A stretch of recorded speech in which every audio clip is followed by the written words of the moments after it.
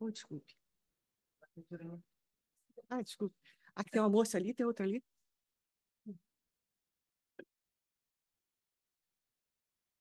Bom dia a todos. Estamos no ar já? Não. Ah, não, ele tem que passar o fio, tá? Ele tem que passar. Não. Bom, então bom dia a todos. Estamos aqui reunidos hoje no... Qual o número de hoje? No 89º? 89ª reunião do Fórum Permanente de Direito de Família e Sucessões. Olha, Raquel, tá vendo? Caramba! E vamos aqui hoje debater o tema sobre inseminação caseira. E vamos apresentar também um documentário que se chama E se não for inseminação caseira? Estamos aqui com a doutora Ana Paula Uziel, graduada em Filosofia pela Universidade Federal do Rio de Janeiro, em Psicologia pela Universidade do Estado do Rio de Janeiro, mestre em Psicologia, Psicologia Clínica pela Pontifícia Universidade Católica do Rio de Janeiro, doutora em Ciências Sociais pela Universidade Estadual de Campinas, é professora associada da Universidade do Estado do Rio de Janeiro, pesquisadora associada do Centro Latino-Americano em Sexualidade e Direitos Humanos, fundadora do Grupo de Estudos e Pesquisas de Subjetividades e Instituições em Dobras, coordenadora da área de Psicologia da FAPERJ. O doutor André Brito, juiz de Direito do Tribunal de Justiça aqui do Rio, vice-presidente do Fórum Permanente de Direito da Antidiscriminação da Diversidade Sexual, titular da 4ª Vara Civil do Fórum Regional do Meier e atuando na Justiça Itinerante do Subregistro e da Central do Brasil. Nossa. Viviane Alves dos Santos da Silva, doutora Viviane, promotora de Justiça de Família do Ministério Público do Estado do Rio de Janeiro, graduada em Direito pela Universidade do Estado do Rio de Janeiro, com especialização em Criminologia pelo ISMP e Amperj, especializada em Crianças, Adolescentes e Famílias pelo IRBB, do Ministério Público do Rio de Janeiro, mestranda em Políticas Públicas e Formação Humana pela UERJ, promotora de Justiça de Família do Ministério Público do Rio de Janeiro, como já disse, coautora do livro Pais Não Nascem Prontos, Construindo Caminhos para Educar. Muito bom, né? Não nascem prontos mesmo, né? Não nascemos prontos, né? Você vai aprendendo. Doutora Roberta Gomes Nunes, graduada em Psicologia. Doutora Roberta aqui, em Psicologia pela UERJ, psicóloga do Tribunal de Justiça do Rio de Janeiro, com experiência em várias de família, da infância, juventude e idoso, da Central. Ah, também da Central de Penas? Central de Penas e Medidas Alternativas e Vara Criminal. Mestra em Psicologia Social pelo Programa de Pós-Graduação em Psicologia Social da UERJ, doutoranda em Psicologia Social na UERJ, professora da Escola de Administração Judiciária do TJ, que é o ESAG, né? Que é a ESAG, né? Pesquisadora do Grupo de Pesquisa Subjetividades e Instituições em Dobra. E a nossa querida Raquel Crispino aqui, dispensa apresentações, todos conhecem, a doutora Raquel Crispino, né? A juíza de direito da Vara de Família de Quarta Vara de Família do Meia, comarca da capital do Rio de Janeiro, vice-presidente do Fórum Permanente da Criança e do Adolescente e da Justiça Terapêutica, e membro da Servige, Tribunal de Justiça. Servige é Coordenadoria da Infância. Coordenadoria da Vara da Infância e Juventude e do Idoso. Isso, muito bem. Bom, então, nós temos um documentário de mais ou menos 1 hora, não é isso, para vermos. Passo a palavra para a doutora Ana. Para fazer uma breve apresentação do documentário antes de começar, para dizer do que se trata. E a doutora Roberta. Isso. Obrigada, um prazer estar aqui nessa mesa. Em nome da doutora Kátia, cumprimento todas as pessoas aqui, colegas, amigos, parceiros. Eu sou professora da UERJ, que nesse momento está passando por um momento bem difícil, né? Vocês devem estar acompanhando aí pela mídia. Espero que se resolva em breve. Eu, então, já desde 2005, oriento dissertações de mestrado, tese de doutorado sobre temas em psicologia jurídica, né? Que eu acho que é uma área, quando a gente fala isso para pessoas de outros países, sempre soa estranho. E eu acho bem curioso, né? Nessa interseção aí da psicologia com o direito, são vários temas, então, que me interessam há muitos anos. E desde 98 eu venho estudando família, né? De diferentes formas. E o doutorado, então, da Roberta, ele se insere numa área de interesse minha um pouco mais ampla, né, que é o estudo de parentalidades. A minha tese de doutorado, defendida em 2002, foi sobre adoção por homossexuais, que naquele momento era um tema sobre o qual não se falava. Então, agora ele renasce, né? Assim, na verdade, eu nunca deixei de estudar uma parentalidade, e ele aparece agora com outro viés, né, a partir do trabalho da Roberta sobre inseminação caseira. Aí eu acho que ela talvez pudesse falar um pouquinho, né? Bom dia, doutora Kátia, obrigada pelo convite, doutora Raquel. Eu sou psicóloga, né, do tribunal há 20 anos e concluí recentemente doutorado em psicologia social na UERJ, com orientação da professora Ana Paula Uziel, que eu admiro muito e que contribuiu muito para esse documentário. A ideia foi trazer, de uma forma visual, né, a vivência dessas mulheres e dessas pessoas em relação à inseminação caseira, que é uma realidade que tem acontecido no nosso país, né, com muitos casos, e essas ações e essas pessoas estão precisando entrar com ações no judiciário, né, então o documentário ele vai trazer um pouquinho da visão, né, de várias pessoas que são envolvidas, né, no tema, e a ideia é trazer um pouco da academia, né, para fora dos muros da universidade, né, fazendo com que o filme, né, que também tem uma tese, né, de doutorado por trás, ele também seja alcançado, né, e tenha um alcance maior do que a escrita, né, de uma tese nos moldes universitários, né? Então, o filme ele tem a participação de mães que fizeram inseminação caseira, doador, operadores do direito, como advogadas, defensora pública, juiz. Também tem a participação, né, da Anvisa, do Conselho Federal de Medicina e de uma clínica de reprodução. Então, a gente tentou, né, trazer diferentes visões e diferentes aspectos que envolvem a temática, que é uma temática muito atual e que precisa ser discutida, né, em prol da garantia do direito das crianças, né, que são nascidas a partir dessa tecnologia reprodutiva.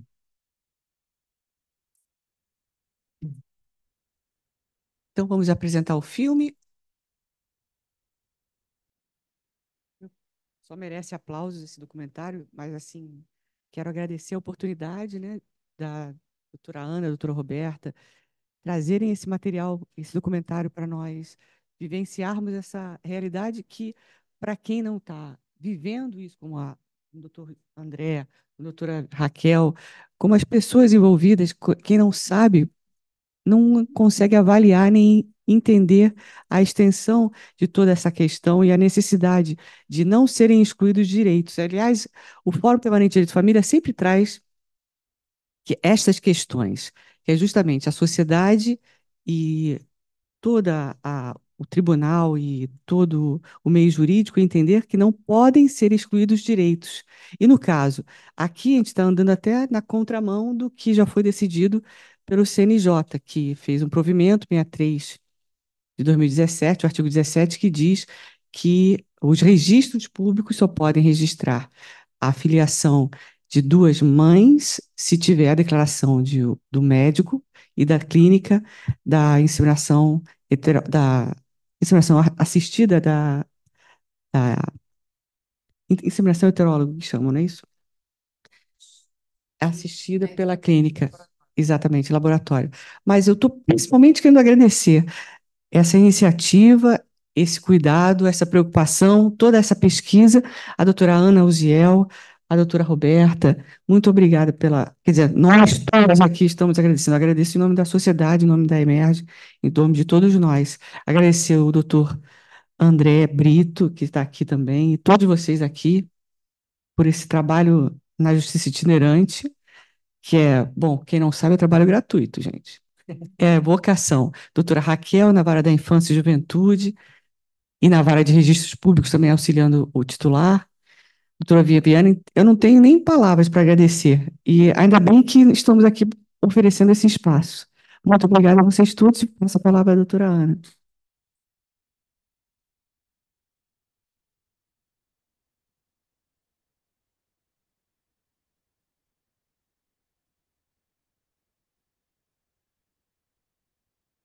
Obrigada de novo, doutora Kátia. Um prazer dividir a mesa aqui com a doutora Andréa, a doutora Raquel, Roberta, Viviane, que tem integrado agora mais de pertinho também, né, as nossas discussões. Tem sido um prazer. Olha, eu pensei em trazer 4 pontos, né? Não vou me demorar para a gente também ter tempo para conversa. E pensando a partir da inseminação caseira, né? Então, primeiro, uma coisa que eu queria chamar a atenção são os diversos olhares que estão presentes no filme. E eu queria pensar esses diversos olhares como uma composição. É claro que algumas das perspectivas se contrapõem uma à outra, mas eu acho que, de qualquer maneira, o objetivo foi trazer diversos olhares mesmo, diversas perspectivas, né? Em relação aos doadores, eu acho que tem uma questão interessante, que é essa ideia da substância, que quando tem um doador, que a pessoa vê, né, a própria pessoa, a ideia da substância se dilui um pouco, né, diferente de quando tem um banco de sêmen, que você vai lá naqueles catálogos, né, a gente tem feito pesquisa também sobre isso, vai nos catálogos e escolhe alguém com determinado perfil. E aí, aqui, aproveitando para fazer um parênteses, né, que eu acho muito interessante, além das características, né, cor dos olhos, cor do cabelo, estatura, etc., tem perguntas subjetivas. E a gente teve a oportunidade de conversar com diretoras de bancos que nos disseram, eu perguntei, mas quem faz essas perguntas, né? Que tanto pode ser em relação a hobbies, quanto pode ser observações físicas. Então, tem na descrição, tem o sorriso igual o fulano, um determinado ator, né? Eu acho isso muito interessante, assim. Fora outras questões, que aí eu acho que a gente, em outro momento, pode falar. Então, podem ser vistos, né, como aquele que vai aportar essa substância, né, o sêmen, mas também a gente escutou nas entrevistas, né, da Roberta a ideia de que é ele quem possibilita a maternidade dessas mulheres, né? E esse rapaz, que é o doador que aparece no filme, que também foi entrevistado para a tese, ele fala muito disso, né? Do quanto para ele é importante possibilitar essa questão. O olhar da medicina tem certamente questões de saúde, né? Tanto a médica da clínica fala sobre isso, quanto a representante do CFM. Mas há outras questões também que a gente sabe que são questões de mercado, né? Que acabam cruzando esse campo, não tem como não pensar. Então, quando ela diz, por exemplo, que você tem todo um preparado do sêmen, né? Duas pessoas que fazem uma relação sexual não têm um preparado de sêmen. Então, é porque eu acho que é interessante a gente fazer aproximações e distanciamentos, né? Um jogo para a gente tentar entender um pouco isso.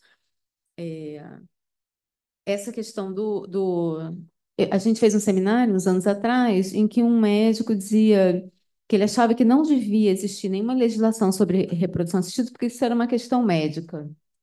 O procedimento é médico, mas você está gerando uma vida, né? Então, alguém tem que regular isso. Então, eu acho que tem que ter ações em relação a essa questão da medicina, né? A própria Sabrina, né, defensora pública, que fez uma cartilha sobre a inseminação caseira, ela levanta também questões de saúde, né? Então, não é que não tenha, mas eu acho que tem essas outras questões também que são atravessadas, né? É, tem horário, tem o olhar do direito, né? Tanto através das duas advogadas entrevistadas, quanto do Nudiverses, né? A gente tentou, na época do filme, um contato com alguém do CNJ, mas a gente não conseguiu. Mas eu não tenho nenhuma dúvida de que é de lá que vem a esperança, sabe? Eu acho que, né, assim, vou acreditar. Eu acho que a gente tem do STF, do CNJ, tem vindo nos últimos anos, também porque a gente não tem como determinar, como esperar muita coisa do Poder Legislativo, né? São essas instâncias que têm trazido questões muito interessantes, né? A doutora Kátia mencionou a limitação, acho que talvez em 2017 a gente não tivesse com esse debate né, em voga. Então, agora vamos lá provocar de novo para ver se vem a resposta, que eu acho que pode vir alguma coisa muito interessante. A própria Renata, da Anvisa, ela defende a existência de uma lei, né? Porque é uma segurança para todo mundo. E uma coisa que eu acho que também está pautada, né, que a questão é a gente tem que pensar um pouco qual é o grau de intervenção do Estado nas questões de família, né? Então, em que medida o Estado vai e deve se fazer presente, né? Como é que é esse debate aqui no Brasil, que eu acho que também é uma questão muito importante. Bom, um segundo ponto que eu queria trazer é a definição de família, né? O que que a gente entende como família, né? E o que que é necessário, né, para que a gente diga, ah, isso é uma família, né? Tem as questões biológicas, tem as questões da aliança, mas elas não são suficientes, né? Então, a questão da convivência, do afeto, eu acho que tem uma outra questão que é em que medida que a gente escolhe a família, né? Porque eu também ouço muito essa expressão, especialmente de famílias de homens gays que desde os anos 80 que têm usado essa ideia, né, de que a família é que a gente escolhe no momento em que as pessoas eram expulsas de casa, né, tinha muita violência, então essa família escolhida. Então eu acho que essa é uma grande questão. E aí queria levantar então em relação a isso dois pontos, que é a diversidade de formatos de família. A gente tem cada vez formatos mais diversos, né? Não sei se é uma novidade, mas pelo menos são mais visíveis e a gente pode falar mais sobre eles. E aí, nesse sentido, de novo, acho que o STF e o CNJ têm sido bons parceiros, né? De apontar isso, essa diversidade de formatos.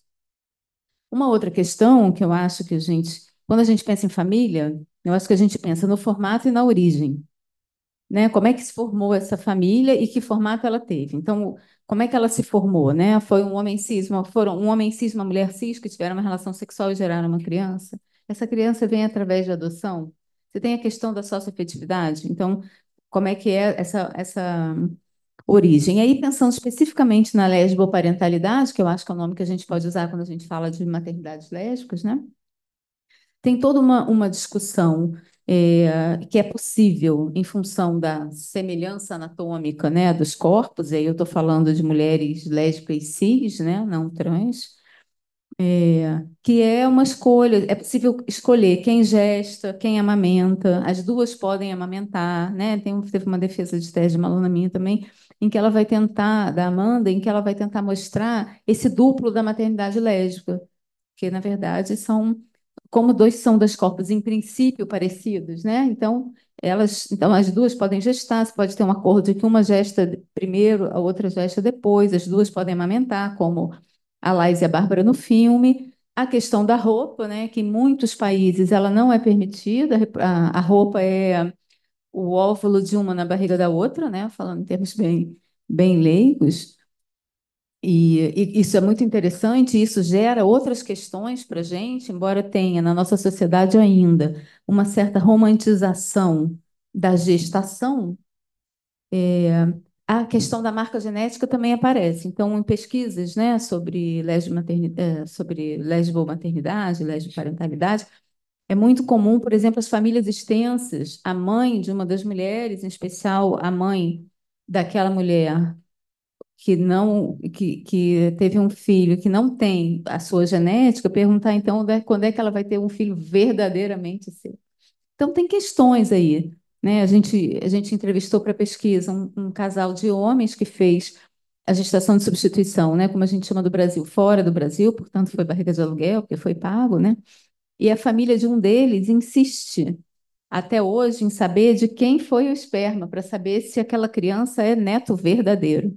E eles não dizem, né? Porque onde é que está, onde é que se ancora? Se ela não, se a família, né, os avós paternos, que são dois pais, né? Se os avós não reconhecem como neto, né? É na biologia que está, então essas questões vão aparecendo.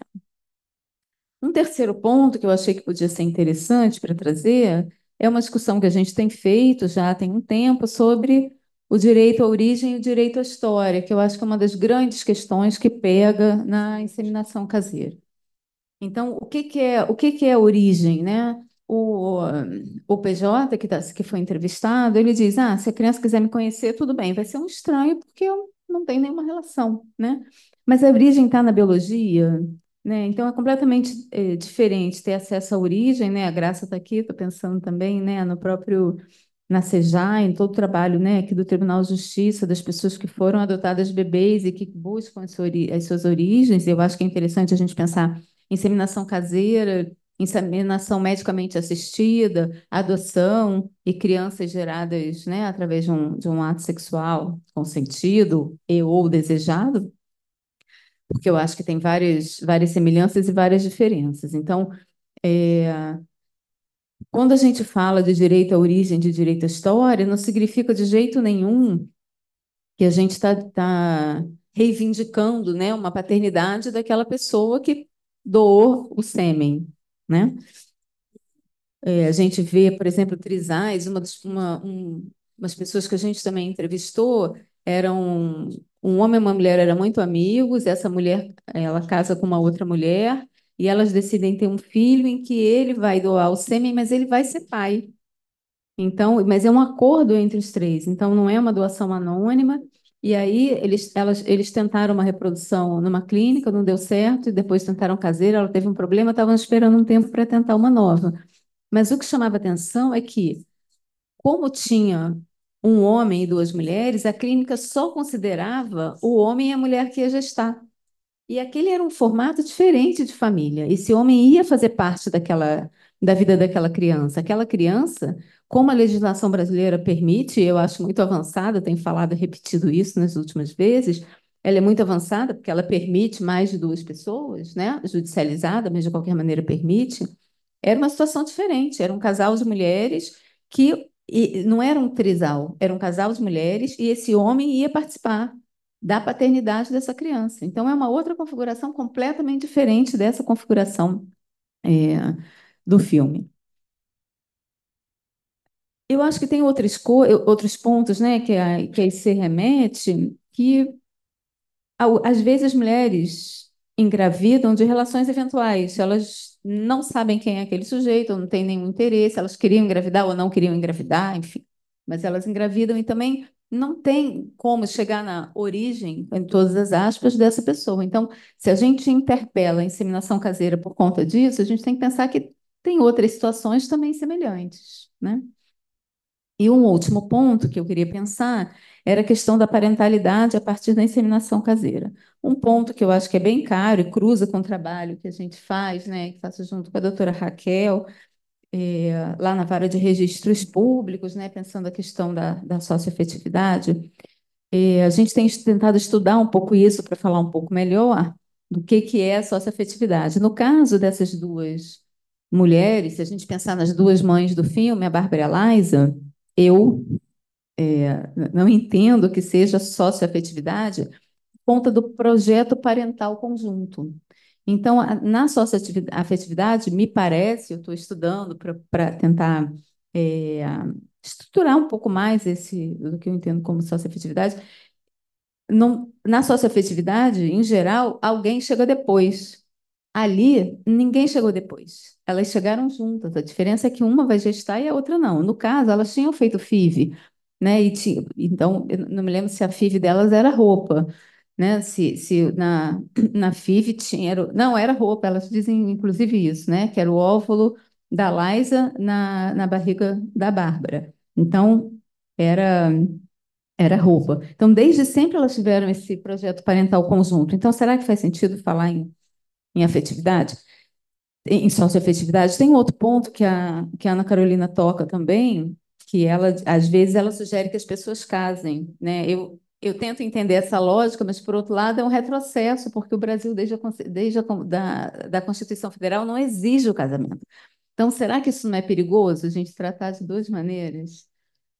A questão da exigência do casamento seria a prova pré-constituída de que aquele casal de duas mulheres forma uma família. Sim. Pode ser uma declaração de união estável, ou elas podem, no transcurso do processo, demonstrar que é uma relação de família. Mas aí, quando você coloca essa prova adicional, o processo demora mais, porque vai ter que necessidade de testemunha, etc. Por isso que elas, na verdade, fazem a declaração de união estável, ainda que não sejam casadas, e depois propõem a ação. É só uma questão de prova para acelerar o julgamento. Não, eu acho, obrigada. Não, eu acho que é ótimo se a gente pensar como estratégia mesmo, né? E pensar qual é né, as vantagens e desvantagens dessa estratégia. Eu já estou falando demais, eu vou só fechar, depois a gente pode falar mais no debate. Eu queria só levantar uma questão, propor uma questão para a gente pensar, né, por que que a IC incomoda tanto, né? Eu acho que ela incomoda. Tem a impressão, sem querer simplificar, porque tem muitos outros pontos que a gente pode depois falar, que ela incomoda porque ela escapa. E ela escapa ao direito e ela escapa à medicina. E tem um protagonismo das mulheres. As mulheres escolhem. Por mais que elas escolham no banco de sêmen, também essa escolha ela é mediada. Então, eu acho que ela incomoda.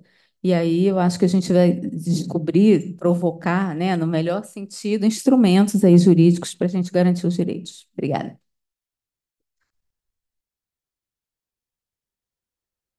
Eu vou passar então para a doutora Roberta a palavra. Obrigada, doutora Raquel.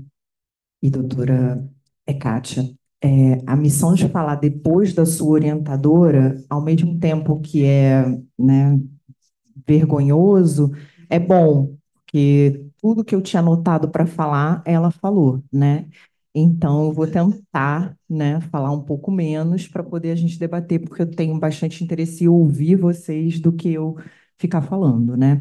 Então, assim, eu acho que essa ideia que a Ana fala, né, da composição que a gente tentou fazer no filme, eu acho ótima, porque eu tentei, né, o tempo todo não ser aquela que vai tomar posição, né? A gente trabalha com cartografia, que é a gente construir essa pesquisa no caminhar dela.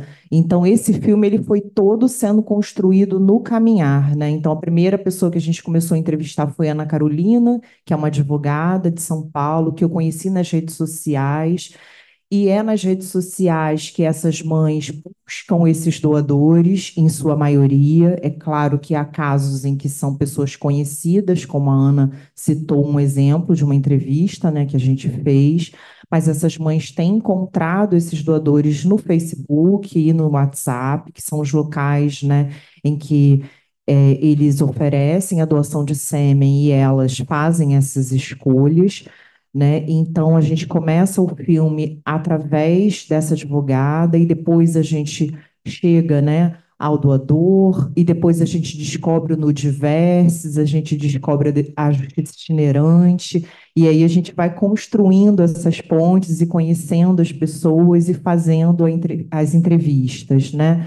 Depois a gente vai até, né, as pessoas da área médica, a Anvisa, o CFM, a uma clínica de reprodução. Então, assim, a gente tentou trazer, né, de verdade o máximo possível de pessoas que estão envolvidas no tema, né, para que a gente pudesse compor, né, diferentes ideias, mesmo que hajam ideias, né, contraditórias, mas que a gente consiga discutir esse tema de uma forma mais ampla, né? Como a Ana já falou, a gente tentou também entrevistar alguém do CNJ, mas não conseguimos naquele momento, mas a gente segue, né, aberto, né, para o diálogo e disponível para que a gente consiga refletir e conversar sobre, né, porque eu acho que o objetivo do filme é esse, né, trazer a pauta para discussão, né, para que a gente consiga envolver as pessoas, né, de uma forma mais visível, visual, no que vem acontecendo, né, com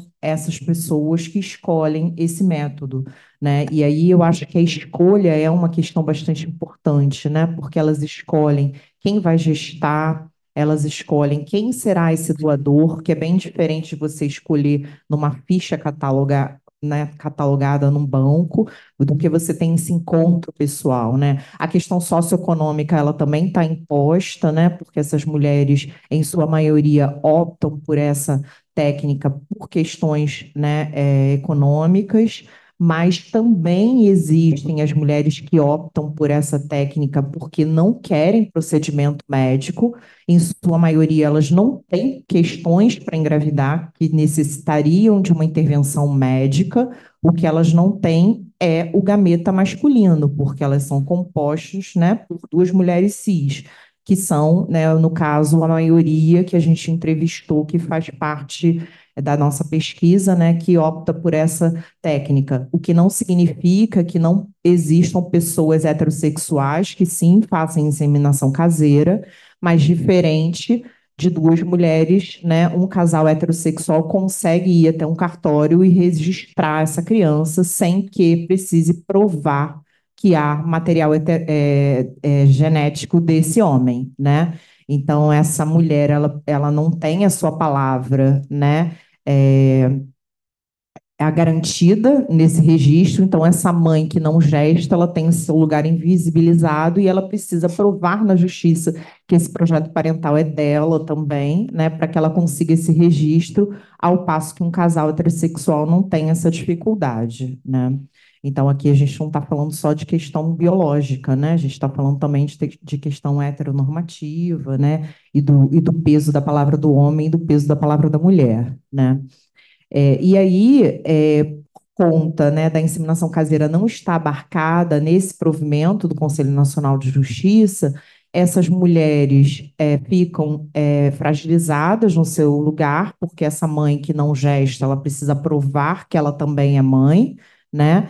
Ao passo que também o doador também tem o seu lugar fragilizado, né? Porque no provimento do Conselho Nacional de Justiça, se a doação é feita num banco de sêmen ou numa clínica, ele vai ser garantido que ele não vai ser cobrado dessa paternidade posteriormente, nem vai ter que pagar pensão, né? Essa criança não vai ter direito de heranças. Isso está garantido nesse provimento.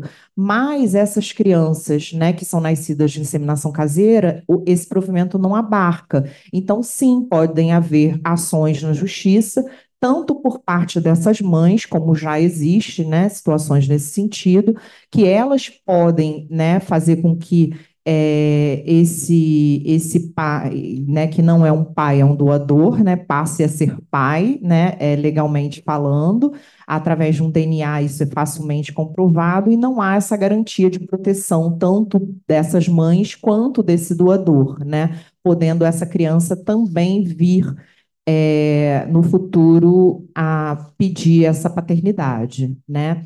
E aí isso tem essa questão do direito à origem também, que eu acho que é bastante importante, mas que também não significa conhecer, né, de onde vem, qual foi o método, quem é esse doador, é diferente desse doador passar a ser pai, né, e ele passar a ter obrigações, né, de pai para essa criança, né. Então, acho que a inseminação caseira, né, a gente tentou trazer um pouco no filme, na pesquisa também, a gente vê essa autonomia dessas mulheres por essa escolha, por esse método, por esse doador, por quem vai gestar, né? Mas é importante que a gente olhe para essas situações, porque não são poucas, né? São muitas situações acontecendo no país inteiro, para que a gente consiga garantir, né, como o doutor André fala e a doutora Mirella também no filme, garantir o direito de filiação, né, dessas crianças que são filhas de duas mulheres, né, e que não há um pai aí nessa situação e sim um doador. Acho que é isso, eu queria mais um. Obrigada. Eu vou passar a palavra à doutora Viviane. Bom dia, né? Bom dia, doutora Kátia, muito obrigada pelo convite. Bom dia, doutora Raquel e as demais, minha colega Roberta. Né, a gente não se encontrou no ambiente. Eu sou promotora de justiça, né, de família, minha assessora está ali, Roberta também. E a gente não se encontrou, apesar de integrarmos o sistema de justiça em duas instituições, nós não nos encontramos por conta do sistema de justiça. Né? Nós desenvolvemos essa relação afetuosa, acadêmica, a partir de um evento acadêmico que houve lá no Rio Grande do Sul, em Porto Alegre, um pouquinho antes, né, daquelas tragédias, das enchentes, em que eu conheci a pesquisa da Roberta, orientada pela Ana, o Ziel, e toda a pesquisa que ela desenvolve com a Raquel, lá na Vara de Registros Públicos no setor de filiação paterna. E por quê, né? Na verdade, eu agradeço muito o convite, porque eu estou vendo esse filme pela segunda vez, né? Um filme que eu não sou crítica de cinema, né? Não sou aqui a Glória Pires no momento do Oscar, mas é um filme muito bem feito, então eu queria também parabenizar o Marden, né, que é assistente de direção e que fez esse filme, que pode expandir o conhecimento acadêmico, né? Eu conheci no evento acadêmico, eu estou fazendo mestrado, meu tema é um procedimento que vocês, não sei se vocês conhecem, mas se chama procedimento de averiguação de paternidade. Então, a gente tem no Brasil um procedimento para buscar a paternidade, e eu acho que a minha pesquisa se conecta muito com o tema, né, da sua por conta disso, né? Por que a gente tem esses obstáculos para o registro de uma criança que nasce a partir de um projeto de duas mulheres? Eu vejo uma conexão muito grande com esse procedimento que a gente tem que averiguar a paternidade. E então eu parabenizo a Roberta, a Ana, por vocês tirarem do ambiente acadêmico, né? Vocês estão aí em sessões ininterruptas para divulgar esse documentário, que, na verdade, retrata realidades já existentes. O direito é que não via, o direito é que não vinha regulamentar. Isso ocorre, eu acho que desde priscas eras. Eu não tenho um estudo aqui antropológico e arqueológico para saber desde quando que mulheres utilizam gametas de outros homens, casais heterossexuais utilizam gametas de outros homens por conta de infertilidades e tantas outras situações que podem ocorrer. Mas eu acho que o direito não via, não reconhecia, né? E agora a gente está olhando para isso. Essas pessoas estão buscando reconhecimento jurídico dos seus direitos. A, a, a, a nossa Constituição federal, que a gente fala que é a Constituição Cidadã, de 1988, que trouxe tantos direitos, ela prevê ainda a união estável entre homem e mulher. E eu fui formada nos bancos da UERJ, do direito da UERJ, e assim, lamento o que a UERJ está passando nesse momento, com um professor muito bom, mas que formou toda a minha turma falando na década no século XXI que união estável era só entre homem e mulher, porque assim estava escrito na Constituição. Então, era um texto duro, literal, uma interpretação literal, com um professor de direito civil que é, é, semeou, né, esse marco de interpretação de um texto que se propõe que avance no tempo de uma forma literal. Então, como é que a gente vai possibilitar? E agora eu fico pensando, né, o CNJ veio em 2017 disciplinando essa impossibilidade, mas a gente não precisaria avançar tanto, é só o STF já não reconheceu a possibilidade da união estável entre homem e homem, entre mulher e mulher, cisgênero ou não, transgênero. Por que a gente está buscando esses marcos? Por conta de uma raiz mesmo patriarcal dessas leis que foram concebidas, né?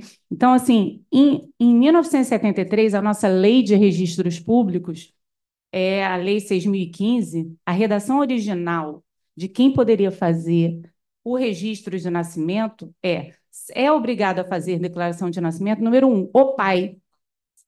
Era o pai que tinha que fazer o registro de nascimento. Aí, número 2, na falta ou impedimento do pai, a mãe. Sabe quando que isso mudou? 2015, é muito recente que isso mudou. E as situações já aconteciam. Crianças nasciam e ficavam sem direitos. Em 1988 é que houve a retirada de todas as tarjas, né, de filho, adulterino, incestuoso, que não teriam direitos. Então, em 2015, que passa o pai ou a mãe poderem registrar essa criança. E isso não combina com o Brasil quando a gente vê a maioria de lares chefiados por mulheres. Essa é uma legislação patriarcal que vem da Europa, né? Nós somos colônia portuguesa, nossas primeiras legislações foram as ordenações filipinas, então isso fica impregnado, fica no nosso consciente, inconsciente, no nosso arcabouço legal, principiológico. essa questão. E além do patriarcado, assistindo novamente esse filme, porque é a segunda vez que eu vejo, e aí você vai vendo as camadas, né? A gente vê a questão do gênero, questão do patriarcado, a questão da raça, mulheres negras que estão procurando essa inseminação caseira porque não podem recorrer, muitas vezes, a uma clínica, né? Se nós aqui quiséssemos ter, se eu tivesse um relacionamento homoafetivo, com possibilidade de 4 seios para alimentar essa criança, olha essa proteção maravilhosa, né? Da natureza, né? Para essa criança. Certamente eu buscaria uma clínica por conta, né, da minha questão de classe, minha questão de raça, minha questão de território, mas eu também enxergo como essas questões estão alijando mulheres que, de repente, se acham que não podem maternar, não podem gestar. Uma mulher que não tem condição de procurar uma clínica e pagar por esse procedimento. Será que a gente está achando que ela tem o direito de gestar, de ter esse plano? Né? Então, eu vejo também essa questão do gênero, da raça e da classe. E aí, como que a biologia às vezes vem, às vezes não vem? Você falando agora, Roberta, e a Ana, né, sobre a lesboparentalidade, que, na verdade, o documentário focou nas mulheres cis, mas imagina uma mulher trans e uma mulher cis. Esse filho ou essa filha vai ser uma filha biológica desse casal de mulheres. Vai poder registrar ou não vai poder registrar? Como é que a gente vai fazer o controle, né? Quem vai fazer o controle desse gênero? Eu ficava muito angustiada quando a gente estava na promotoria, a questão de mudança do nome social, antes de todas as inovações, né, que tinham, a gente tinha, o MP tinha que se manifestar. E eu ficava, gente, eu estou sendo fiscal do gênero e do estereótipo, né? Eu vou ter que olhar para a pessoa para ver se ela realmente ela está ali naquele estereótipo que ela quer. Então, assim, isso mudou e, graças a Deus, mudou, basta a declaração.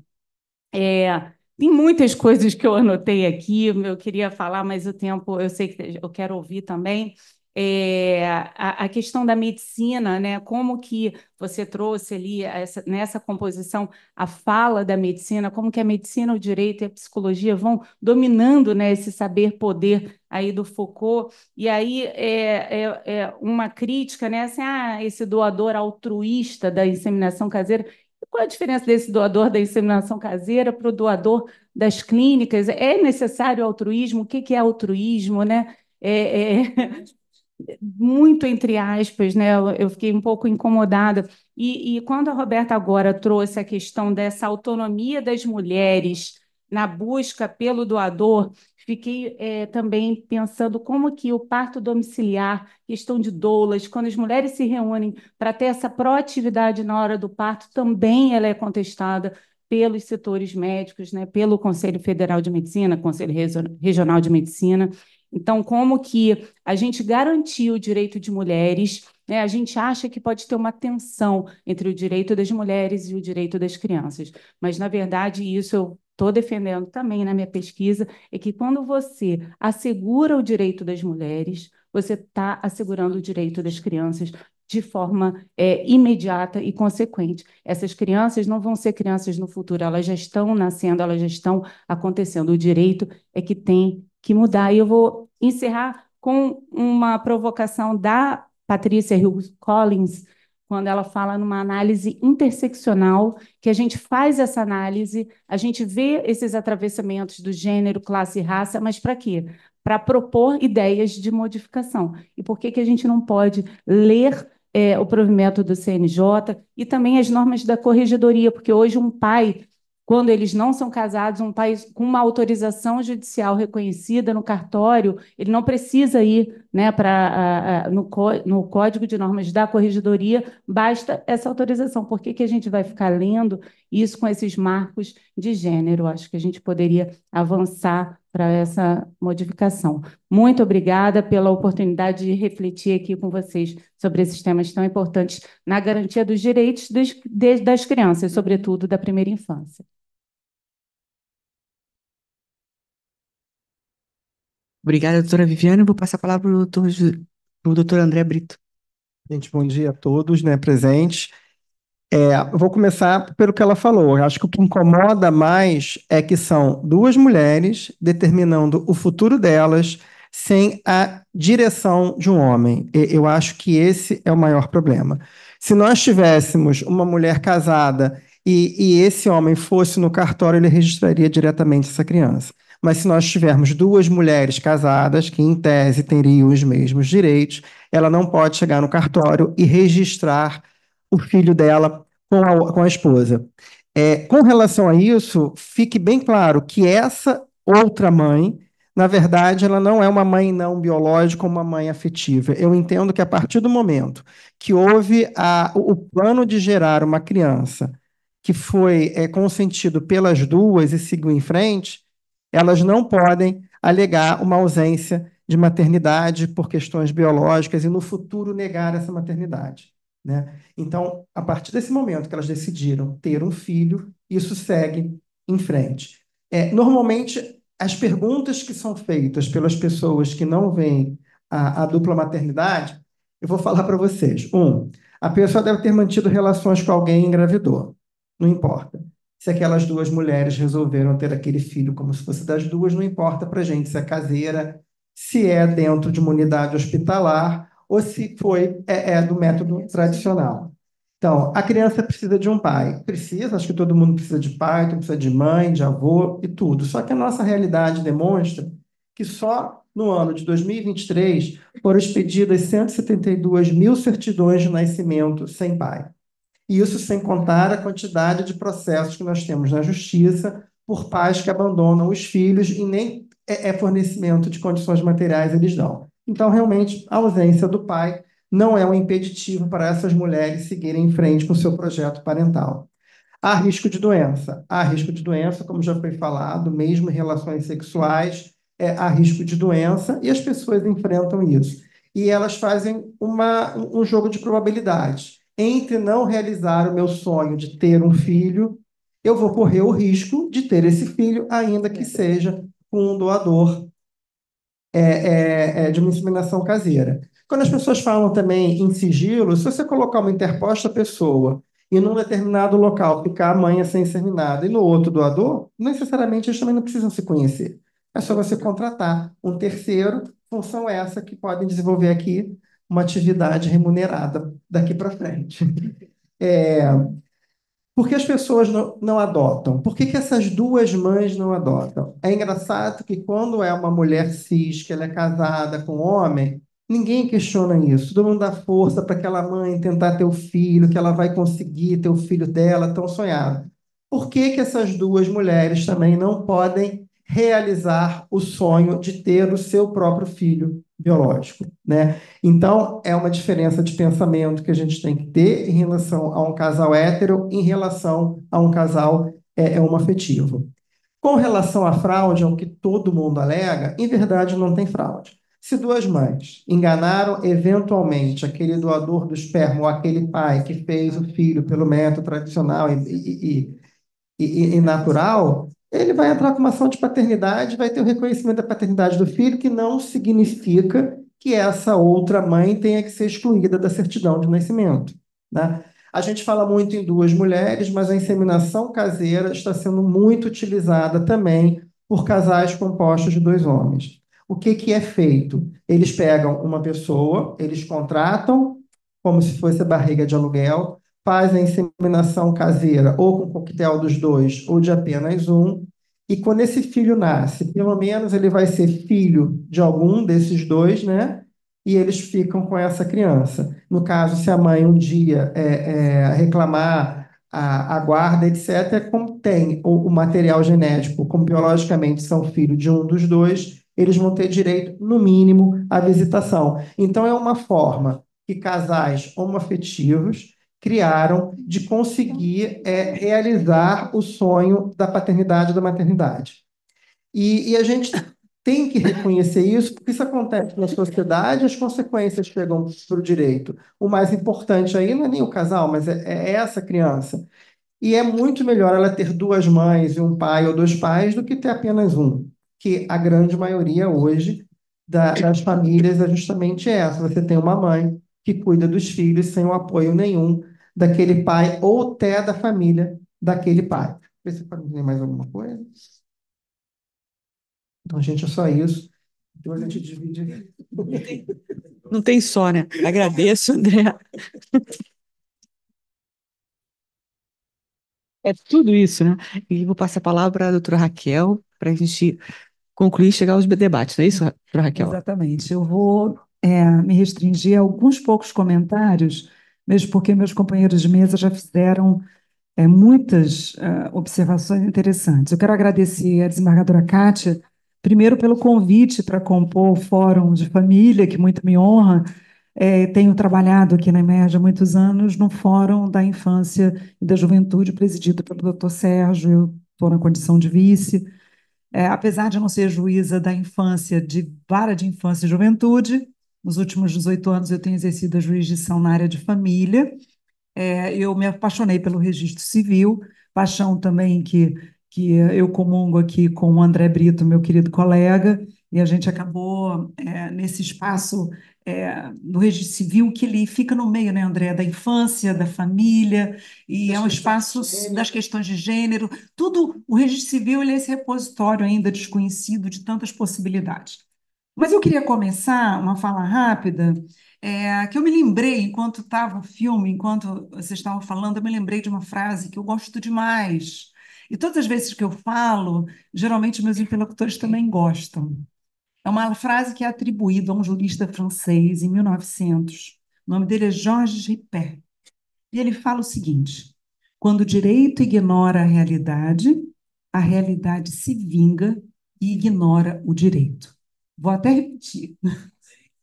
Quando o direito ignora a realidade se vinga e ignora o direito. Então, eu acho que isso traz para a gente uma reflexão básica, e esse tema da inseminação caseira é mais um tema que suscita essa grande reflexão. Até que ponto o Estado pode se meter? Porque também a gente não pode querer que o direito regule tudo.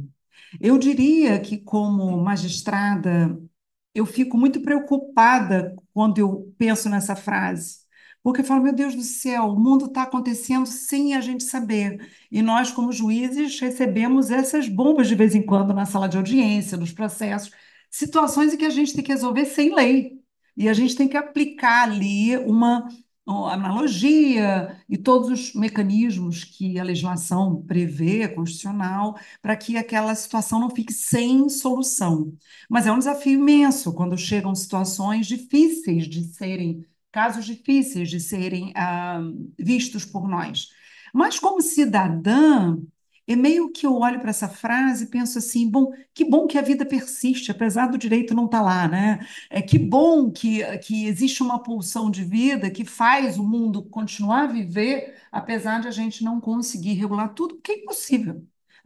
Nunca a legislação vai chegar antes do fato. O fato chega antes e a gente, no mundo do direito, fica ali pensando qual a melhor forma de lidar com aquilo, né? E me lembro, desembargadora Kátia, daquela grande discussão do jeito de família mínimo. Até que ponto se pode interferir e até que ponto essa interferência regulatória é uma interferência legítima? Então, a primeira reflexão sem resposta, é só uma dúvida. A segunda, a Ana trouxe muito bem sobre o direito à origem, o direito à história, que de todo esse tema é o que mais me toca pessoalmente, né? Trabalhando com o subregistro, as pessoas sem documentação, nos últimos 17 anos, é o que eu venho fazendo. Nesses últimos 17 anos, o que eu vi quando resgatei o registro, ou dei registros, ou pesquisei a história de origem das pessoas, não foi só dar cidadania, foi resgatar histórias. E é tão impactante quando a gente chega para uma pessoa que é vítima do subregistro, que é uma mazela brasileira social, e a gente traz para ela, olha, seu pai registrou você, você nunca teve acesso a esse registro, mas a gente encontrou no interior do Maranhão, no interior de Manaus, lá no registro civil, na Amazônia, um registro feito e é você, porque a gente está vendo os seus irmãos foram registrados no mesmo cartório, é você. Então, trazer essa história é muito rico, né? Ou então descobrir nascimento, no hospital, e fazer um registro pela primeira vez é muito rico, porque para o ser humano é muito importante esse resgate desses vínculos. E a gente pensa que isso é óbvio, porque isso é importante para nós. Nós somos humanos e é tão importante a gente poder, de vez em quando, olhar as fotografias da infância e ver ali o tio que já faleceu, a avó, o avô, o dia do batizado, o dia da festa de aniversário, e como aquilo nos constitui. E aí a gente se lembra do artigo 8º da Convenção Internacional dos Direitos da Criança, que diz que toda criança tem direito aos elementos que compõem a sua identidade. A identidade como a sua origem, a sua história. E aí me vem um aprendizado que eu tive com a equipe técnica do tribunal, a quem eu devo muito por tudo que tenho aprendido nos últimos 18 anos, aos psicólogos, aos assistentes sociais, à equipe técnica do Tribunal de Justiça, que olha o nosso fenômeno por outra ótica que não do direito, né, André? Então a gente aprende muito com eles. Eu aprendi num dos debates com a equipe técnica do tribunal que sim, os pais podem ser os guardiães dessa história do filho. Então eu diria que da mesma forma que isso se aplica à adoção, em que a gente tem conseguido abrir para essa reflexão de que os pais por adoção podem ser os guardiães dessa história e que cabe ao juiz da infância, à equipe técnica, guardar o máximo de dados dessa história, para garantir a essa pessoa, a certa altura da vida, que se ela quiser voltar e resgatar, que isso possa ser entregue a ela, mas que a gente consiga, numa pedagogia social, digamos assim, disseminar essa ideia de que o pai por adoção é o guardião da história. E eu vejo essas mães como guardiães dessa história, que pode, em algum momento, ser trazida para esse filho quando ele manifestar essa vontade de conhecer essa história. Então, eu queria terminar com essa reflexão de que, sim, nós temos direito a essa história nos constitui, essa história compõe a nossa identidade, e que a gente tem que acolher no direito todas essas famílias da forma, sem esses recortes discriminatórios de gênero, classe, raça, para a gente poder preservar histórias, né? E esse fenômeno ser mais naturalizado e acolhido socialmente, para que tudo possa ser visto com mais naturalidade e que as pessoas possam crescer em espaços em que elas se sintam à vontade. Então, me estendi mais do que eu gostaria, temos aí alguns minutos para poder ouvir todos os palestrantes aí, os participantes da mesa sobre essa temática, talvez até a plateia queira participar de alguma forma.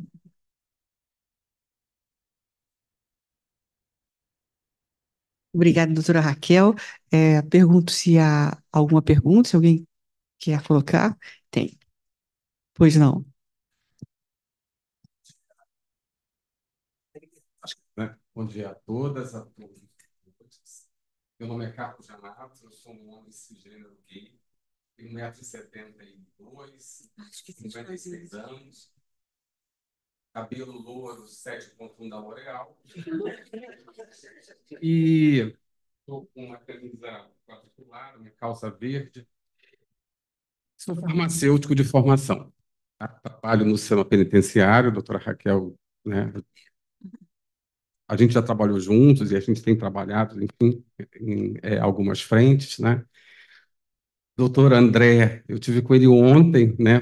Por conta de algo, porque além do penitenciário, trabalho na Fiocruz também, trabalho nacional da saúde da criança, da mulher e do adolescente, o Instituto Fernandes Figueira, né? E quanto que esse tema, né? E é por isso que eu também estou aqui, e o quanto afetado, né? Em relação a tudo isso, né?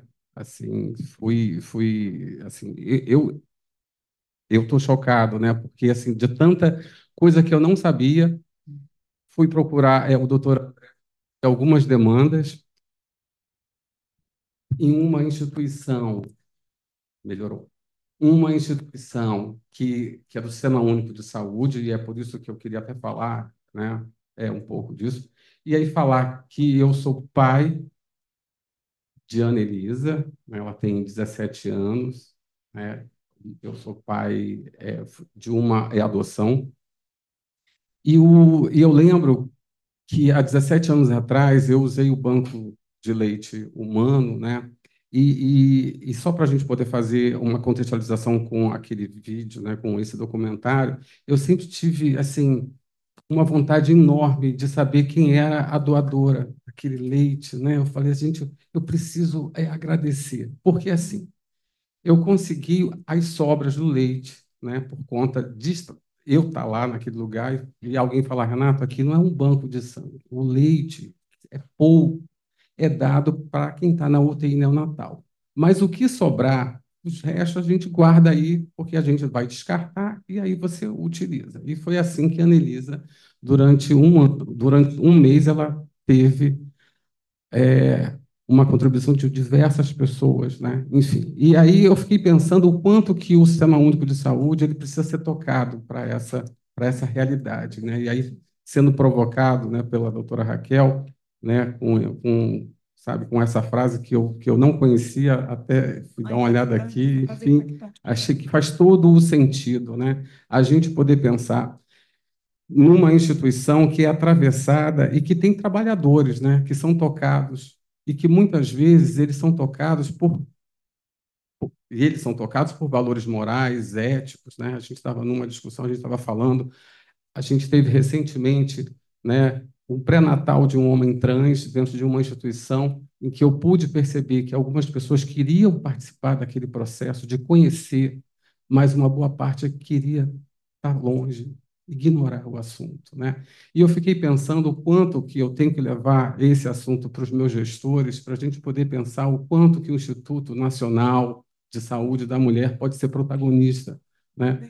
De preparar os seus profissionais, porque assim eu não sabia, né, dessa questão do alvará judicial nesses casos, porque quando não se tem uma clínica envolvida, né, nesse processo, tem que ter, então, uma judicialização, né? Enfim, eu não sabia disso e eu tenho quase certeza que muita gente lá não sabe, né? E eu fico pensando o quanto que esse documentário ele vai ser. E aí, Roberta, assim, eu queria, né? Eu passei pelo doutorado, a Ana foi, sabe, da minha banca, foi agora em dezembro, né? Não tem nenhum ano, né? Eu sei o quanto que, enfim, e ter esse produto, olha, parabéns, né? Enfim, é isso que eu queria falar, né? O quanto que esse momento aqui está sendo crucial na minha formação, né? E assim, o quanto que eu vou levar para os meus gestores da importância da gente ter uma comissão de bioética atuante, que ela possa realmente discutir esses assuntos, para que a gente possa preparar os profissionais e preparar as instituições de um sistema único de saúde que eu considero altamente potente para a gente poder, sabe, dirimir essas questões todas, né? Porque assim, a gente sabe e aí eu trabalho também com crianças e adolescentes trans, né? O quanto que o clandestino ele funciona, né? E aí, enfim, a gente tem que terminar, enfim, sabe, pensando, sabe, nessa frase desse filósofo francês lá de 1900, né? Há 124 anos atrás. Tá ok. Quer dizer, a realidade se vinga há muito mais de 100 anos, né? Ele já sabia disso, em 1900. Mas é muito boa a ideia, ele trazia aqui a ideia do Sistema Único de Saúde, não é, doutora Ana? Já imaginou a possibilidade no Sistema Único de Saúde ser possível a inseminação? Não é? Bom, Já tem. já tem inseminação? Já tem. O SUS ele tem as clínicas especializadas, só que a fila de espera é muito grande. E assim, você vê que ninguém aqui sabia que o SUS tem esse tipo de serviço. Mas ele tem, mas diferente de outros lugares, o Brasil ele não disponibiliza o material genético para você fazer em casa. Alguns lugares disponibiliza. Você vai lá, compra, pega, faz a inseminação em casa e acabou. Aqui não, tem que ser através realmente de um laboratório. Mas o SUS tem. Eu tentei achar um dia no Rio de Janeiro, eu não consegui. Parece que tem alguma coisa na Fiocruz. Mas a fila é muito grande, como a cirurgia de redesignação sexual também, que a fila é enorme. Agora, esse material, porque eu acho que o CNJ, quando pediu informações, a manifestação do CFM e da Anvisa a respeito da revogação do artigo 17 do provimento 63 de 2017, que também foi produzido na resolução 148, 149? 149, provimento 149. Código Civil também, o projeto, ele tem uma previsão também. Isso deveria ter sido colocado em audiência pública, que, aliás, é o que estamos fazendo aqui, começando, né? E aí eu pergunto se vocês aqui, a Ana, a Roberta, se não gostariam de, sei lá, de repente pedirmos ao diretor da escola se nós podemos mandar para o presidente do Supremo, que é o presidente do CNJ, para o ministro Barroso. Não é? Porque ele é professor da UERJ, ele é carioca, ele é professor da escola, não é? E, de repente, nós conseguimos um caminho para começar a discutir nacionalmente a matéria. Não é uma coisa só estadual, nem uma coisa, não é um problema da Emerge, nem da sociedade carioca, é nacional, é mundial, né? E aí eu pergunto, podemos tentar esse caminho? Ah, então ótimo, vamos utilizar o Fórum Permanente de Família para isso, não é isso? Ah, pois não. Ela quer fazer uma pergunta. Quem está na frente? Ah, pois não. Oi, bom dia a todos. Bom dia a todos, a todas, e bom dia à plateia. Meu nome é Daniela Cristine, sou bacharel em Direito, sou estudante do curso de farmácia, e eu não tinha conhecimento de inseminação caseira. Eu acompanhei pelo Instagram e eu achei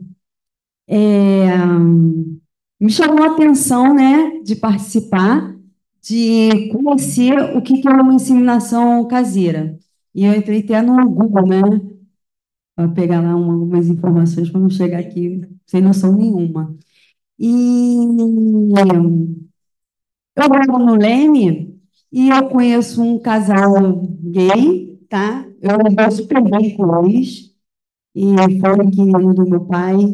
E eles adotaram uma criança, né? Bem renascida, assim. Eu não tinha conhecimento de inseminação caseira. Eu sei que eles entraram na justiça, tal, tudo certinho. E eles cuidam muito bem das crianças, muito bem da criança, sabe? E qual é a importância, né?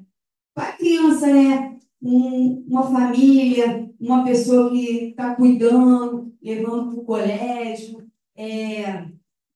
dando, e cuidando do bem-estar da criança e tudo que vocês falaram. E eu acho que essa inseminação caseira, né, tem que ser regularizada, né, para ajudar essa família, ajudar essas crianças, e qualquer, seja um sexo, seja feminino, seja masculino, ou seja feminino, feminino, masculino, masculino, eu acho que tem que ser regularizado para trazer o bem-estar dessa família e o bem-estar dessa criança.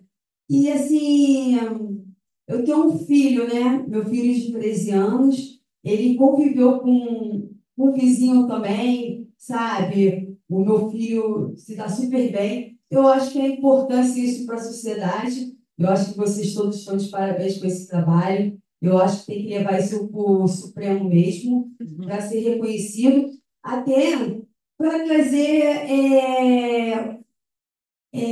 a regularizar, né, fazer exames, né, para proteger como casal, como a criança. Eu acho que tudo o que vocês falaram é muito importante. Então, de parabéns. Obrigada.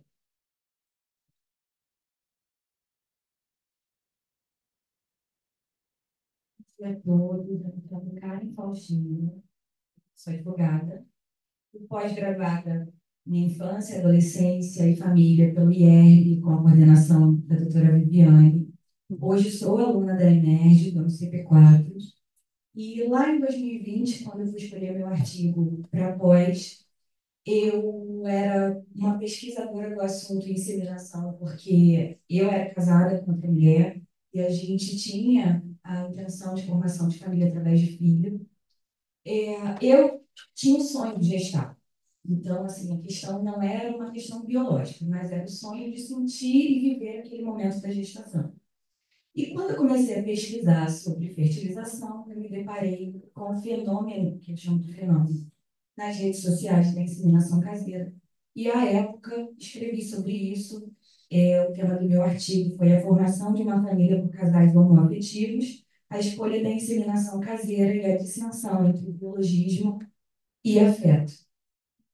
E, desde então, eu não escolhi o método para poder gestar meu filho com problemas meus de saúde, então eu tive que procurar fertilização in vitro, também para tratar um problema meu pessoal, que eu tenho endometriose, adenomiose. Hoje o Theo tem 2 anos, é muito amado, tem 2 mães, e após o nascimento dele, eu mesmo, como profissional do direito, conhecedora dos meus direitos, passei a enxergar o mundo de uma outra forma. E apesar de já ter falado, já ter trazido a inseminação caseira, esse protagonismo das mulheres em escolher, tomar as decisões delas, eu vi que nós somos muito, muito, muito atrasados e muito sujeitos à discriminação, à homofobia. Meu filho ficou internado 19 dias na UTI mel e na entrada um dia, uma vez, porque eu sempre ia sozinha, porque ela ficava trabalhando, e um dia ela foi comigo e o segurança olhou e falou assim, não, uma criança não tem 2 mães. Eu esperei, falei, não, tem, essa tem. E eu não vou nem discutir, vou entrar, porque fiquei muito abalada por ele ter ficado internado. Mas eram situações corriqueiras que a gente via que o quanto a sociedade não reconhece a nossa família como família. E eu achei que eu deveria fazer alguma coisa sobre isso. Hoje eu estou coordenadora da ABRAF, que é a Associação Brasileira de Famílias Homotransafetivas, e sou membro, sou conselheira eleita no Conselho de Direitos LGBT do Rio de Janeiro. E olhando por essa ótica, quinta-feira passada, a gente teve uma reunião ordinária do Conselho e a gente tentou trazer a questão do mês da visibilidade lésbica para as questões das mulheres. E quanto à política pública, o que a gente poderia fazer? A inseminação caseira ela é real. E um dos questionamentos que eu tive quando eu trouxe o projeto de política pública quinta-feira foi uma senhora de 67 anos. Ela falou assim, mas isso sempre existiu.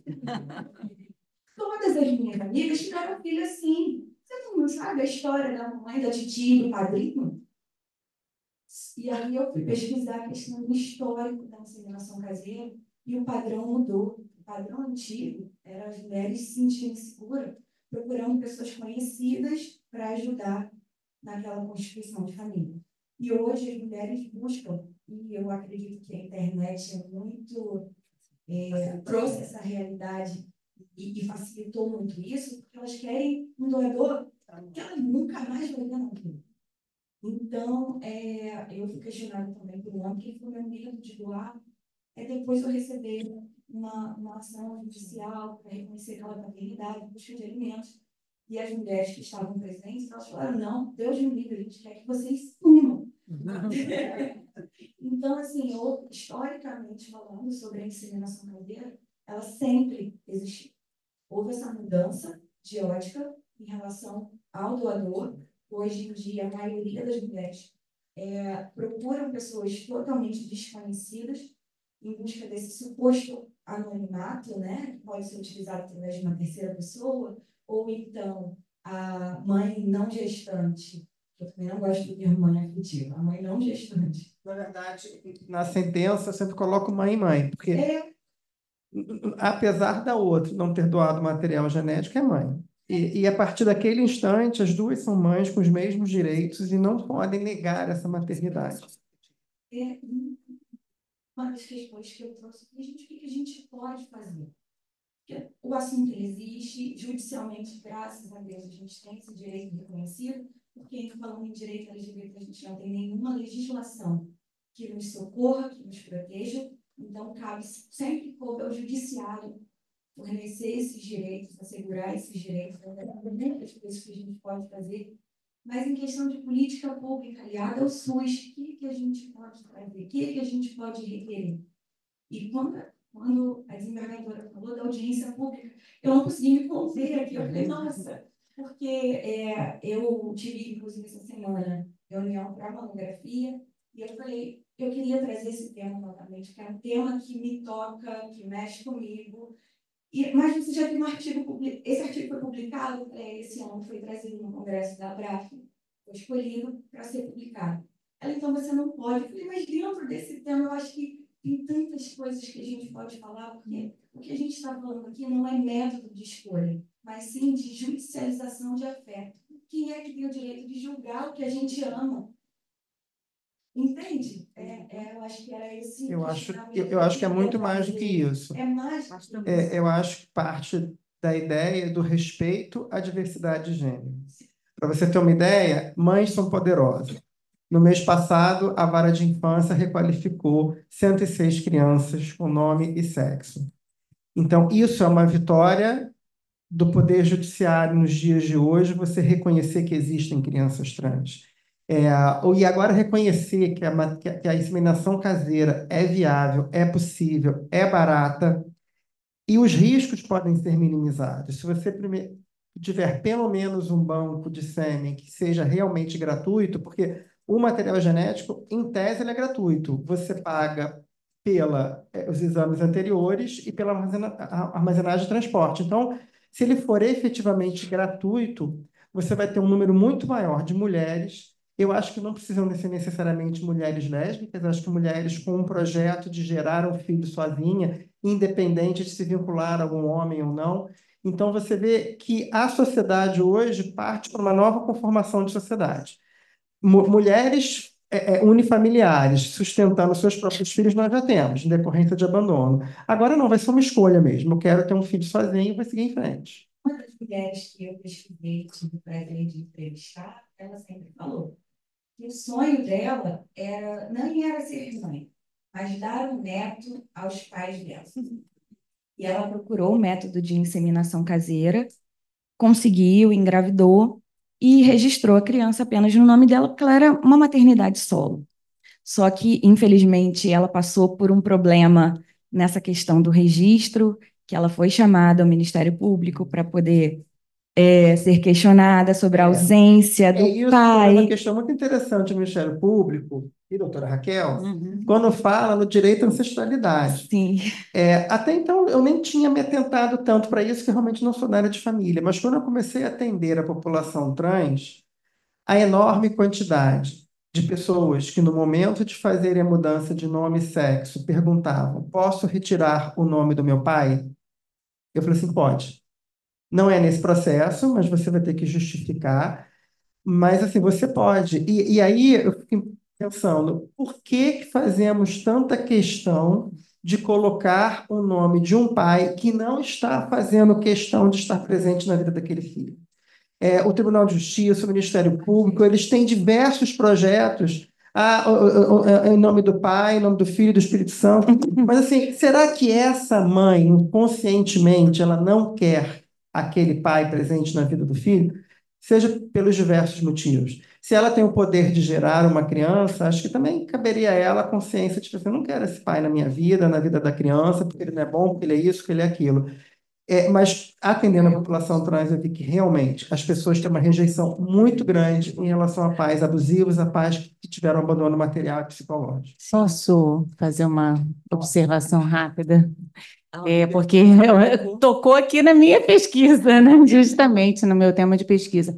E eu acho que a gente está falando muito de direito à ancestralidade, né? Direito à origem, e eu acho que a gente está tendendo a encarar esse direito como uma imposição.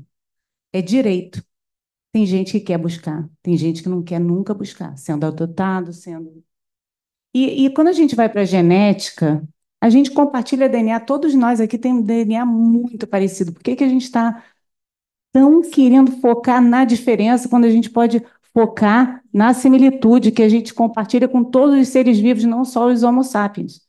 Então, eu acho que o Poder Judiciário, o Sistema de Justiça, o Ministério Público, instituição em que eu pertenço e que carrego essa cruz, porque, né, a gente vê no documentário, os promotores exigem isso, aí eu falo, bom, falou promotores, são os homens, não sou eu não, está me incluindo.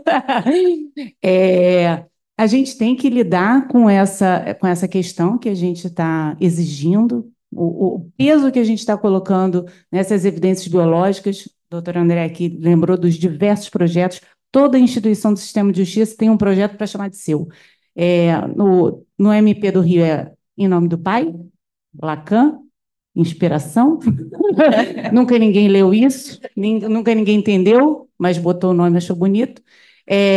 TJ está presente? Está presente do CNJ, do CNJ e Defensoria Meu Pai Tem Nome. Eu acho que é esse também, Meu Pai Tem Nome.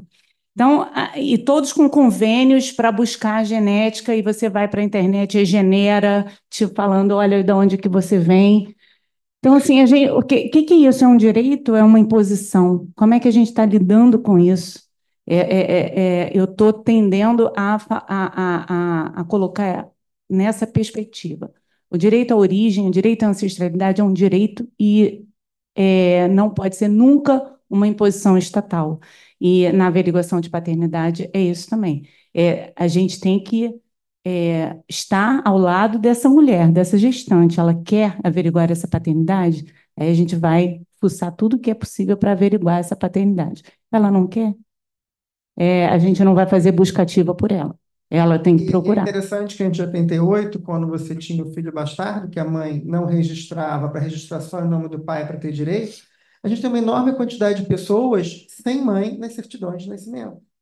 E não tem projeto nenhum para reconhecimentos de maternidades, que as pessoas acham que não tem necessidade. Então, isso é muito interessante, porque quando você pega uma pessoa de mais idade, a gente atendeu no dia que teve do atendimento da população em situação de rua na Catedral, chegou uma filha para consertar o nome do pai na certidão dela, que estava dando problema para tirar a carteira de identidade, e ela foi com a mãe. E quando eu olhei, eu falei assim, ué, mas por que ela não está aqui? Eu falei assim, não, a gente nunca teve o nome da minha mãe. E aí ela ligou para as irmãs todas, mandaram os documentos para poder fazer o reconhecimento de maternidade da família inteira. Então, assim, a mãe fica sempre por escanteio, porque antes de 88 isso era muito comum acontecer, mas ninguém se preocupou em fazer em nome da mãe, né? E ninguém se preocupou em ouvir essa mãe e falar assim, não, não quero que o pai nem saiba que essa criança nasceu. Ou então pessoas adultas que querem retirar o nome do pai. Falam assim, não, não quero esse pai na minha vida, porque ele nunca esteve presente. Ele, pelo contrário, o pouco que ele ficou na minha vida foi muito violento para mim. Eu fui expulsa de casa, etc. Eu tenho muito relatos de pessoas trans em relação a isso. Então, a questão de pai e mãe, ela tem que ser muito pensada, né? Aí a psicologia está aqui para ajudar a gente. Eu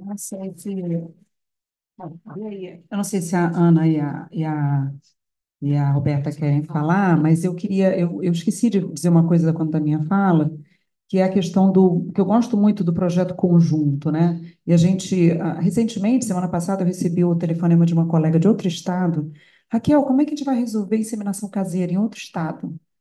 Nordeste, quer dizer, começou a pipocar lá no judiciário, aqui a gente já está com isso há muito tempo. A gente não tem como resolver pela socioafetividade, que é a possibilidade colocada, porque é um bebê que está na barriga, não tem socioafetivo ainda. Então, assim, existe uma questão do socioafetivo e do projeto conjunto daquele filho. Então, eu queria trazer aqui um caso de São João de Meriti, feito pela doutora Sabrina Carvalho, que é defensora pública de lá, que estava até no primeiro debate, quando lançaram o documentário. Ela conseguiu uma sentença a partir de uma decisão de um casal que se habilitou para adoção e o pai morreu sem que a criança tivesse chegado ainda.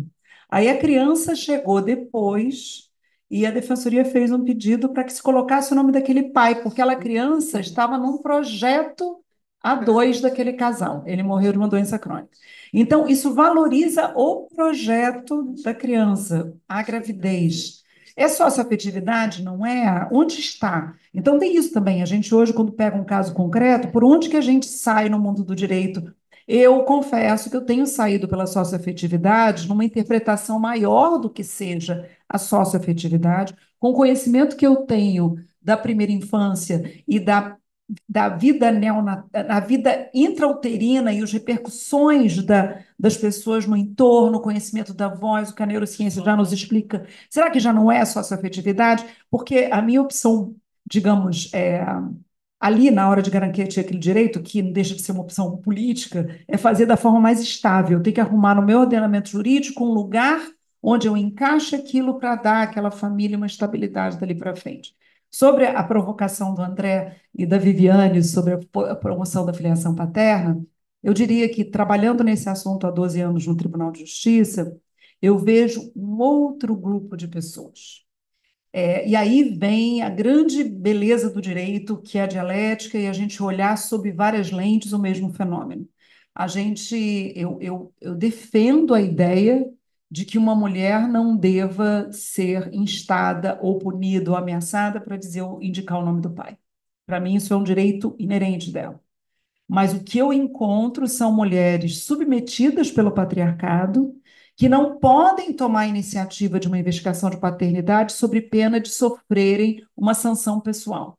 E na hora que o Estado vem e traz aquela questão para um lugar de interesse da criança que ela, pelo patriarcado, não pode fazer porque está ameaçada, ela dá graças a Deus, que bom que eu vim para cá. E o homem chega na sala de audiência, eu faço isso há 12 anos, zangada, ela veio colocar a gente aqui. Não, não, não foi ela que trouxe, senhor. Nós é que fomos à escola e vimos que essa criança não tem pai. E aí nós perguntamos, ela indicou o senhor. Ah, tá. Quer dizer, é como se a gente desse para ela um salvo-conduto e preservasse fisicamente essa mulher que é ameaçada por esse homem. E ela dá conta de uma maternidade solo, que ela não queria que fosse solo. Muitas vezes ela traz uma história de apaixonamento por esse homem, ela amou esse cara. E o cara furou, e ela não tem coragem, porque ele é um grande violento, e ela não pode fazer sozinha. Então, existem várias nuances no setor de promoção da filiação paterna da Vara de Registro Público da capital. Mas, sem dúvida, eu quero dizer que estamos juntos no sentido de que não se deve, tem que ser, é muito delicada a abordagem, nós estamos lá com os alunos, com o trabalho de pesquisa da Ana Uziel, que está aqui na mesa, para justamente essa abordagem ser uma abordagem acolhedora desse fenômeno social no patriarcado. Então, eu queria só falar isso, porque fui provocada aqui na mesa pela questão. Por que que eu estou lá? Por que que eu estou lá? Porque eu sei que esse espaço é delicado, eu sei que eu tenho 27 lá na vara de registro público, no setor de promoção da filiação paterna, porque eu sei que o espaço é delicado, eu sei que se eu deixar o espaço vazio, pode ser que ele seja ocupado por alguém mais truculento, e eu sei que há uma delicadeza nessa abordagem. Então, a história toda é hoje muito delicada. Eu fico muito contente de ter lá psicólogas maravilhosas, estudantes de psicologia, que fazem esse atendimento pós-audiência e que acolhem essa mulher. E se ela disser, prefiro não fazer, vocês não imaginam os casos que a gente já pegou. Prefiro não fazer. Outro dia a gente teve um caso de estelionato afetivo. Ela se viveu com o homem durante 3 meses, depois ela desconfiou que ele era um estelionatário que dava golpes nas mulheres, e ela tem medo, e isso foi respeitado, mas ela teve um espaço para conversar sobre essa história, e eu acho que é isso que é aquele lugar, né? Um espaço de promoção da filiação paterna, mas é um espaço para as mulheres trazerem as suas questões, e é isso que se tornou, e a gente ficaria contente com a visita que vocês quiserem lá visitar, é um espaço muito interessante para que esse tema seja trabalhado, mas é isso.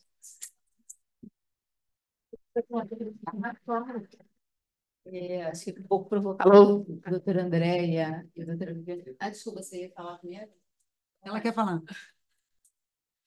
Quero falar, mas assim, estou um pouco confusa com as minhas ideias, mas vamos ver se a gente consegue traduzir. Eu sou a Ilana, psicóloga aqui do TJ. Queria parabenizar a mesa, eu acho que a discussão está sendo maravilhosa. Parabenizar especialmente a Roberta pelo documentário, excelente, ainda não tinha visto. E o André tocou num ponto que conversa com a minha pesquisa, né, de mestrado. Quando você falou assim, respondendo alguém, que quando entra no registro o nome das 2 mães, isso não pode voltar atrás.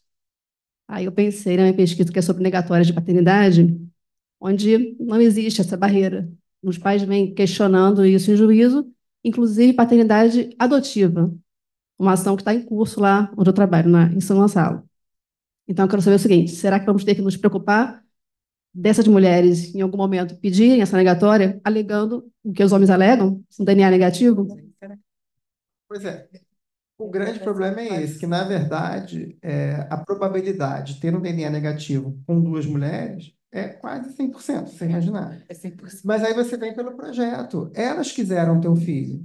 Se você quis aquilo, assume até o final e vai em frente. Então, porque você falou, eu quero ter um filho com você através de uma inseminação, seja através de um laboratório ou caseiro, mas eu quero ter um filho com você. Como são duas mulheres, nos dias de hoje, no futuro, sabemos que vai ser dispensada a presença do homem, precisamos do material genético masculino. Então, tá. Então, as duas concordaram. Então, a partir dali, não tem como alegar negatória de maternidade. Exatamente. Essa negatória de paternidade tem que acabar primeiro, né? Nem adoção seria Não, mas realmente... aí, princípio da irreversibilidade da adoção. Exatamente, O porque princípio da pode, irreversibilidade da adoção E resolveria. também a doutrina da proteção integral da criança e do adolescente. O registro é dela. tese pode alegar tudo. Mas é bom. Pode alegar tudo. Tá? E Vai fora que quando passada, não é uma enganada. questão unânime, pode variar de vara para vara, de juiz para juiz, de entendimento individual. Né? A jurisprudência dos tribunais superiores tem sido no sentido da boa-fé e da má-fé.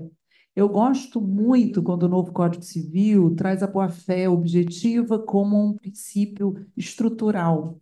Porque o que se tem entendido, e aí a minha percepção como juíza de família, porque eu tenho um monte de negatória, né? É que se ele não sabia, pode ser que ele ganhe a negatória. Mas se ele sabia e registrou, ele não ganha essa negatória mais nos tribunais superiores. A questão é o ônus da prova.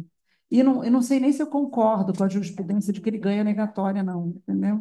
Eu já tive casos assim complicados, mas é assim que eu vejo o que a jurisprudência do STJ tem colocado. E É Raquel, boa-fé e má-fé objetiva. Então, eu diria que, no caso desse caso da inseminação caseira, se o projeto é A2, e se depois foi feito um movimento, ou ao curso da gestação, ou pós-gestação, para colocar o nome da outra mãe, existe ali, é fácil resolver no mundo jurídico pela irreversibilidade da adoção. Adotou, não tem como não adotar mais.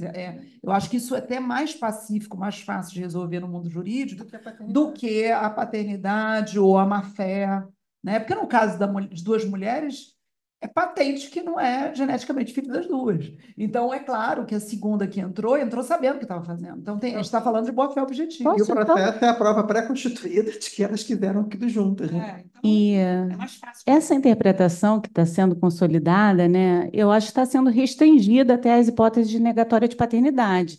O Código Civil deixava super amplo, né? Super amplo. Então, assim, o STJ está vindo restringindo essas possibilidades. Você abrir essa possibilidade nesse momento que agora estão sendo restritas as possibilidades de negatória de paternidade, e para mim, na verdade, não deveria nem buscar boa-fé, esses elementos subjetivos que é totalmente difícil de comprovar e fere o direito da criança, prioridade absoluta da Constituição Federal. Então, assim, para mim, essa negatória de paternidade, ela deveria acabar. Então, não vamos ampliar. Exatamente. Eu me lembro quando eu era juíza de família, de uma audiência, de uma negatória de paternidade, que o menino tinha 18 anos e ele chorava, falava para ele, mas você sempre foi meu pai. Gente, aquilo matava a gente assistir, tá?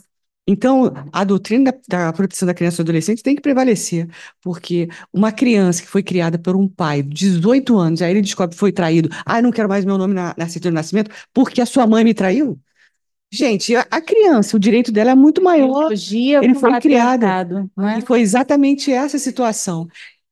E na época eu não pude não dar a negatória, porque ele provou que não era o pai. Por favor. Posso fazer uma observação sobre isso? Me parece que o André falou antes, o que a desembargadora Kátia falou agora, existe um princípio, me parece que a gente tem que começar a estudar no direito, da disponibilidade da paternidade pelo filho maior. Eu acho. E que ele não é referido em lugar nenhum. Houve um caso meu em que o pai entrou com uma negatória, o menino ficou maior ao curso do processo. Uma moça ficou maior ao curso do processo. Ela, com 19 anos, na audiência para mim, chorando, falou assim: doutor, esse é o único pai que eu conheci na vida. Eu vou amar esse homem como meu pai, como sempre. Era uma ação negatória. Mas eu concordo que tire o nome. E eu entendi que era tão aviltante aquela negatória para aquela pessoa adulta, quando ela disse para mim: eu prefiro não ter mais contato com ele, porque eu estou visceralmente magoada com ele, eu quero que tire o nome dele. Eu aceitei e construí o raciocínio da sentença como se ela pudesse dispor dessa paternidade. Então, assim, existe esse não falar do direito à disponibilidade da paternidade, como a gente admite, por parte do filho. Acho que aí é uma questão que a gente está pouco explorada no direito, entendeu? Que foi o que o André falou. Às vezes o pai é um agressor, o pai. A gente não destitui poder familiar de um pai que descumpre os deveres parentais na vara da infância para deixar a criança apta à adoção ou adolescente. Por que a gente não pode reconhecer depois uma destituição? A gente está falando do envelhecimento da população. Ontem nós tivemos os dados, a imprensa chamando a atenção para esses dados. Esse envelhecimento é tão grave que a gente vai estar falando de alimentos para os idosos. Se é de alimentos para os idosos, essa paternidade pode já não ser tão conveniente para esses filhos, né? Porque eles podem ter pais que não cuidaram deles, e depois, quando os pais são adultos, eles têm que alimentar. Então, acho que essa questão vai crescer no movimento. Eu acho que vai ser por aí. Chegamos no nosso turno, que falar alguma coisa. Era uma pergunta, na verdade, um pouco para, acho que provocar a doutora André e a doutora Viviane. Voltando um pouco, mas tem tudo a ver com o que a gente estava falando, né? A mulher, ela pode registrar o nome da criança em nome dela, mas para que ela possa registrar em nome dela e do pai, eu estou pensando no exemplo, né, de um casal cis, eles precisam ter uma união estável, né? Ela não pode ir sozinha ao cartório para sem casamento, sem nada, sem união estável, sem nada. Não, autorização. Ela procuração. Não, se ela tiver uma procuração dele, ela registra. Não, mas olha só quantas tentativas de explicação. Ah, tá. Eu vou, eu tive um filho, eu vou lá e registro meu nome no nome do pai. Não pode. Não pode. Mas por quê? Eu sei, mas eu acho que isso não faz sentido, né? Porque, assim, é de novo uma questão de gênero. Porque ela está dizendo que é filho, né? Você acredita a palavra dela, mas ela pode... Até como a gente nomeia, Ana, a gente, nos nossos procedimentos, não sei se a Raquel também, a gente coloca suposto pai.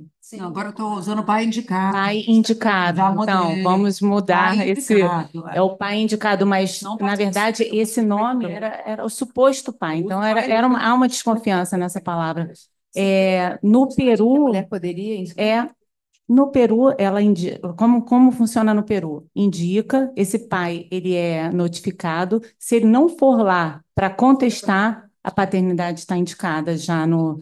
Aqui não, ela indica, mas se ele não for lá, ele nunca vai aparecer como pai. Se ele sumir do planeta, nunca vai aparecer, entendeu? Depende dessa vontade ou depois de uma ação judicial para obrigá-lo.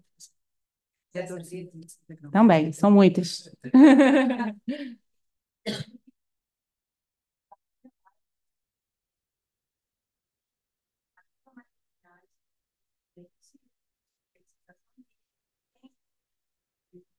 E não consegue registrar. Não consegue registrar porque os cartórios Tocando nesse assunto de registro, a mulher pode indicar o nome do pai, mas o pai pode ir e registrar em nome da mulher, mesmo sem o comprovante de casamento, união estável, o que seja. Mas na portaria do CNJ diz que o documento de casamento, a certidão de casamento ou de união estável, apenas quando uma das mulheres vai ao registro com todas as outras documentações. E aqui eu não estou nem mais tocando no assunto da inseminação caseira. Estou abrangendo a todo tipo de inseminação e dupla maternidade. Mas em vários cartórios aqui do Rio de Janeiro, a maioria encontra impedimento e a exigência do documento da certidão de casamento ou da união estável, mesmo com as duas presentes no cartório.